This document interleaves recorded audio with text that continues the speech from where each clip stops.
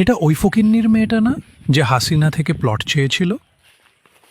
এটা ওই ফকিন্নির বাচ্চাটা না যে হাসিনার অবৈধ সংসদে গিয়েছিল এবং অবৈধ নির্বাচনকে বৈধতা দিয়েছিল? এটা ওই ফকিন্নির বেটিটা না যে ৩২-এর বাড়ি ভাঙাকে বীভৎস মব বলেছিল?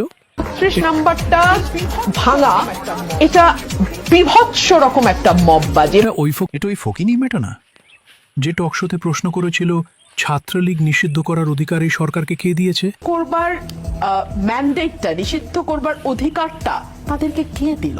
পুরো সংগঠনকে কি করে নিষিদ্ধ করে? না, নিষিদ্ধ করবার আগে কি আপনি মানুষের মতামত নিয়েছেন? ফকিন্নির বেটিটা না যে আওয়ামী লীগের এমপি অপু উকিলের সাথে লীগের উন্নয়ন ও সমৃদ্ধি নাটকে অভিনয় করেছিল? আমরা ঘুরবো শুধু, ঠিক আছে? এ দেশ যেন এগিয়ে যায়, আমাদের দেশ যেন পৃথিবীর বুকে মাথা উঁচু করে দাঁড়াতে পারে। আই দেখেছো কি সুন্দর চাঁদের আলো? আজকে নিশ্চয়ই পূর্ণিমা।